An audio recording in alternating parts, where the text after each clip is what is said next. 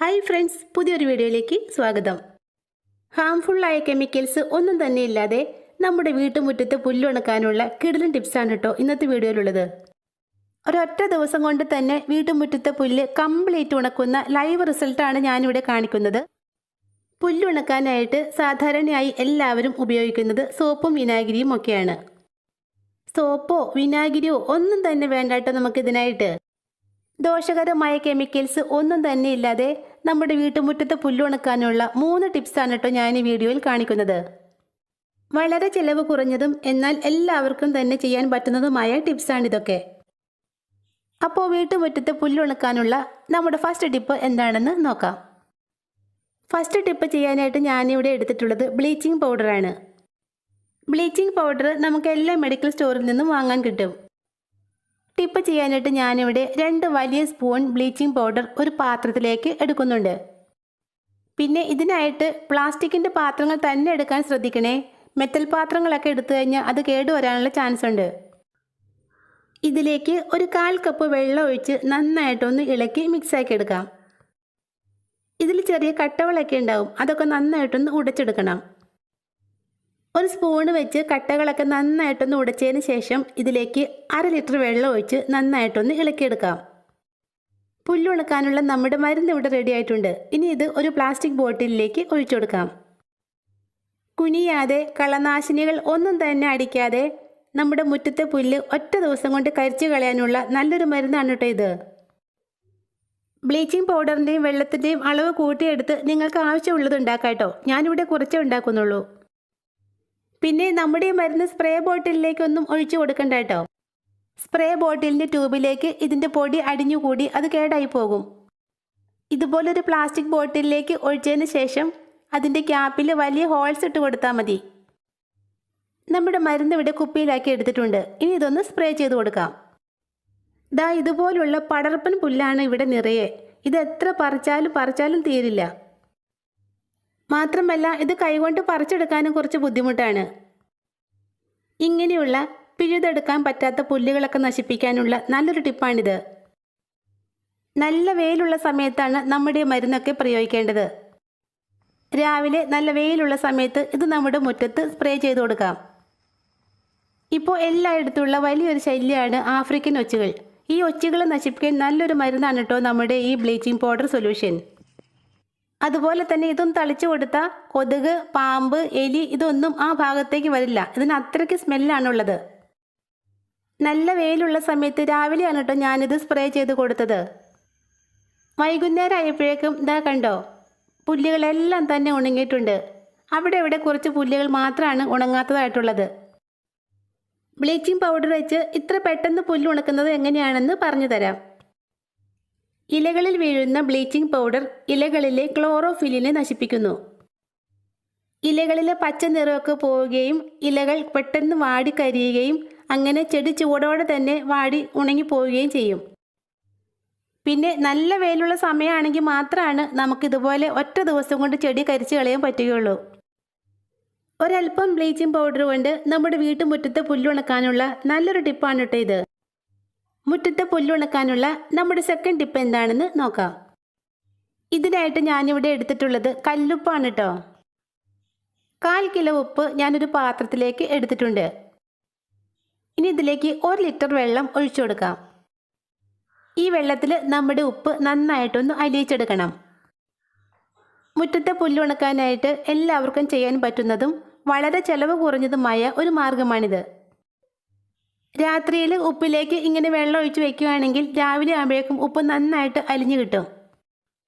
പിന്നെ കല്ലുപ്പിന് പകരമായിട്ട് നിങ്ങൾക്ക് പൊടിയുപ്പ് എടുക്കാം കേട്ടോ. ഞാനിവിടെ കല്ലുപ്പാണ് വാങ്ങാറുള്ളത്.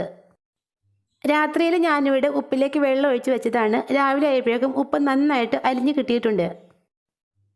ഇതാ ഇതുപോലൊരു പ്ലാസ്റ്റിക് ബോട്ടിലിലേക്കാണ് കേട്ടോ ഞാനിവിടെ ഉപ്പ് ലൈനി ഒഴിച്ചു കൊടുക്കുന്നത്. ഉപ്പ് വെള്ളം ഒഴിക്കുന്നതിന് മുമ്പ് നമുക്കിതിലേക്ക് ഒരു ഐറ്റം കൂടി ചേർത്ത് കൊടുക്കണം. ടോയ്ലറ്റ് ക്ലീനറായ ഹാർപ്പിക്കാണ് കേട്ടോ ഞാനിവിടെ എടുത്തിട്ടുള്ളത്. 1 സ്പൂൺ അളവിൽ ഹാർപ്പിക്ക് നമുക്ക് ഈ കുപ്പിയിലേക്ക് ഒഴിച്ചു കൊടുക്കാം. ഹാർപ്പിക്ക് ഒഴിച്ചതിന് ശേഷം നമ്മുടെ ഉപ്പ് ലൈന് കൂടി കുപ്പിയിലേക്ക് ഒഴിച്ചു കൊടുക്കാം. പിന്നെ നമ്മുടെ ടിപ്പ് ചെയ്യാനായിട്ട് വെറും 1 സ്പൂൺ ഹാർപ്പിക്ക് മാത്രമാണ് കേട്ടോ എടുത്തിട്ടുള്ളത്. കൂടുതൽ കെമിക്കൽസ് ഒന്നും നമുക്കിവിടെ ആവശ്യമില്ല. ബോട്ടിലൊന്ന് അടച്ചതിന് ശേഷം നമുക്കിത് മുറ്റത്ത് സ്പ്രേ ചെയ്യാം. എൻ്റെ കോഴിക്കൂടിൻ്റെ താഴ്ഭാഗമാണ് കേട്ടോ ഞാനിവിടെ കാണിക്കുന്നത്. നല്ല പടർപ്പൻ പുല്ല് തഴച്ച് വളർന്നു നിൽക്കുന്നത് കണ്ടോ? ഇതിലേക്കാണ് നമ്മുടെ മരുന്ന് സ്പ്രേ ചെയ്ത് കൊടുക്കുന്നത്.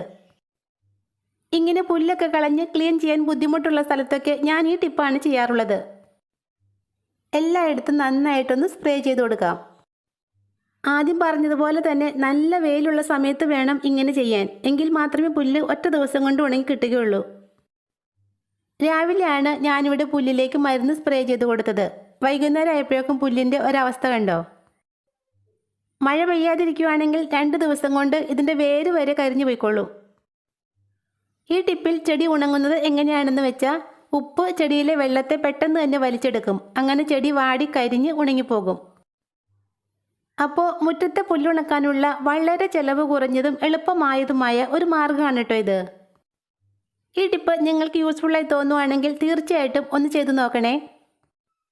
ഇനിയിപ്പോൾ ബ്ലീച്ചിങ് പൗഡറും ഉപ്പും ഒക്കെ വാങ്ങാനും അതൊക്കെ കലക്കി തളിക്കാനും ഒക്കെ മടിയുള്ളവർക്ക് വേണ്ടിയുള്ളതാണ് നമ്മുടെ അടുത്ത ടിപ്പ്. ഈ ടിപ്പ് ചെയ്യാനായിട്ട് നമുക്ക് ആകെ വേണ്ടത് കുറച്ച് പ്ലാസ്റ്റിക് ഷീറ്റുകൾ മാത്രമാണ് കേട്ടോ. പ്ലാസ്റ്റിക് ചാക്ക് മുറിച്ചെടുത്തതോ അല്ലെങ്കിൽ പഴയ പ്ലാസ്റ്റിക് ഷീറ്റുകളോ അങ്ങനെ എന്തെങ്കിലും എടുത്താൽ മതി. വളരെ സിമ്പിളാണ് കേട്ടോ ഈ ടിപ്പ്. പുല്ലുള്ള സ്ഥലത്ത് പുല്ലിന് മുകളിലൂടെ ഈ ഷീറ്റ് ഒന്ന് ഇതുപോലെ വിരിച്ചിട്ടങ്ങ് കൊടുത്താൽ മതി. ഹാർപ്പിക്കും ഉപ്പും ഒക്കെ മുറ്റത്ത് പ്രയോഗിക്കുന്നത് ചിലർക്കൊക്കെ ഇഷ്ടമായിരിക്കില്ല. അങ്ങനെയുള്ളവർക്ക് ചെയ്യാൻ പറ്റിയ നല്ലൊരു ടിപ്പാണ് കേട്ടോ ഇത്. പിന്നെ നമ്മുടെ ആദ്യത്തെ ടിപ്സ് പോലെ പെട്ടെന്നൊന്നും ഈ പുല്ല് ഉണങ്ങി കിട്ടില്ല കേട്ടോ. ഒരാഴ്ചയൊക്കെ പിടിക്കും ഇതൊന്നും ഉണങ്ങി കിട്ടാൻ. മരുന്നൊക്കെ കലക്കാനും തളിക്കാനും ഒക്കെ മടിയുള്ള സമയത്ത് ഞാൻ ചെയ്യുന്ന ഒരു ടിപ്പാണ് കേട്ടോ ഇത്. ഇതാ കണ്ടോ, ഒരാഴ്ച കൊണ്ട് പുല്ലിൻ്റെ വേര് വരെ ഇല്ലാതായിരിക്കുന്നത്. കുനിയാതെ മരുന്നടിക്കാതെ മുറ്റത്തെ പുല്ല് കരിച്ചു കളയാനുള്ള നല്ല ടിപ്സാണ് ഇതൊക്കെ. ചിലപ്പോഴൊക്കെ നമ്മുടെ കിച്ചൺ സിങ്കിൽ നിന്നും ടോയ്ലറ്റിൽ നിന്നുമൊക്കെ വല്ലാത്തൊരു ബാഡ് സ്മെല്ല് വരാറില്ലേ? എത്ര നന്നായിട്ട് ക്ലീൻ ആക്കിയിട്ടാലും ഓടയിൽ നിന്നുള്ളതുപോലെ ഒരു സ്മെല്ല് വരാറില്ലേ? നമ്മുടെ കിച്ചൺ സിങ്കിൽ നിന്നുള്ള വേസ്റ്റ് വെള്ളം വീഴുന്ന ടാങ്കിലും അതുപോലെ തന്നെ സെപ്റ്റിക് ടാങ്കിലൊക്കെ ഉള്ള ബാക്ടീരിയകളുടെ പ്രവർത്തനം നല്ല രീതിയിൽ നടക്കാത്തത് കൊണ്ടാണ് ഇങ്ങനെയുള്ള സ്മെല്ലൊക്കെ നമ്മുടെ വീടിനകത്തേക്ക് വരുന്നത്. കിച്ചൺ സിങ്കിലും ടോയ്ലറ്റിലൊക്കെ നമ്മൾ ഉപയോഗിക്കുന്ന സോപ്പിൻ്റെയും ഡിറ്റർജൻറ്റിൻ്റെയൊക്കെ അമിത ഉപയോഗം ഇത്തരം ബാക്ടീരിയകളുടെ പ്രവർത്തനത്തെ കുറയ്ക്കുന്നു. ഇവിടെയുള്ള ബാക്ടീരിയകളൊക്കെ നല്ല രീതിയിൽ പ്രവർത്തിച്ചാൽ മാത്രമാണ് ഇത്തരം വേസ്റ്റുകളൊക്കെ ഡീകമ്പോസ് ചെയ്യാൻ സാധിക്കുകയുള്ളൂ. ബാക്ടീരിയകളുടെ പ്രവർത്തനം നല്ല രീതിയിൽ നടന്നില്ലെങ്കിൽ സെപ്റ്റിക് ടാങ്കും അതുപോലെ വേസ്റ്റ് ടാങ്കും ഒക്കെ പെട്ടെന്ന് തന്നെ നിറയും. അപ്പോൾ ഇങ്ങനൊരവസ്ഥ വരാതിരിക്കാനായിട്ട് നമുക്ക് ചെയ്യാൻ പറ്റുന്ന ഒരു നല്ല ടിപ്പാണ് കേട്ടോ ഞാനിവിടെ പറയുന്നത്. ഇതിനായിട്ട് നമുക്ക് വേണ്ടത് നല്ല പുളിച്ച കുറച്ച് തൈരാണ്. ഞാനിവിടെ 3 സ്പൂൺ തൈര് ഒരു പാത്രത്തിലേക്ക് ഇട്ട് കൊടുക്കുന്നുണ്ട്. ബാക്ടീരിയകളുടെ പ്രവർത്തനത്തെ ത്വരിതഗതിയിലാക്കാനുള്ള നല്ലൊരു ഐറ്റമാണ് കേട്ടോ നമ്മുടെ തൈര്. ഇനി ഇതിലേക്ക് അല്പം കഞ്ഞിവെള്ളം ഒഴിച്ചു കൊടുക്കാം. നല്ല പുളിച്ച കഞ്ഞിവെള്ളമാണെങ്കിൽ ബെസ്റ്റ് ആയിരിക്കും. ഇനി ഇത് രണ്ടും കൂടി നന്നായിട്ടൊന്ന് ഇളക്കി മിക്സാക്കാം. ആഴ്ചയിൽ ഒരിക്കലെങ്കിലും ഇതുണ്ടാക്കി നമ്മുടെ കിച്ചൺ സിങ്കിലും ടോയ്ലറ്റിലൊക്കെ ഒഴിച്ചു കൊടുക്കുന്നത് വളരെ നല്ലതാണ്. നമ്മുടെ തൈരും കഞ്ഞിവെള്ളവും ഒക്കെ ടാങ്കിലേക്ക് ചെല്ലുമ്പോൾ അവിടെയുള്ള ബാക്ടീരിയകളുടെ പ്രവർത്തനം ദ്രുതഗതിയിലാകും. ബാക്ടീരിയകൾ നന്നായിട്ട് പ്രവർത്തിക്കുമ്പോൾ ബാഡ് സ്മെൽ ഒന്നും തന്നെ ഉണ്ടാവില്ല. അപ്പോൾ ഇന്നത്തെ ഈ ടിപ്സ് നിങ്ങൾക്ക് യൂസ്ഫുള്ളായി തോന്നുവാണെങ്കിൽ സബ്സ്ക്രൈബ് ചെയ്യാതെ കാണുന്ന ആരെങ്കിലും ഉണ്ടെങ്കിൽ ഒന്ന് സബ്സ്ക്രൈബ് ചെയ്തേക്കണേ. താങ്ക്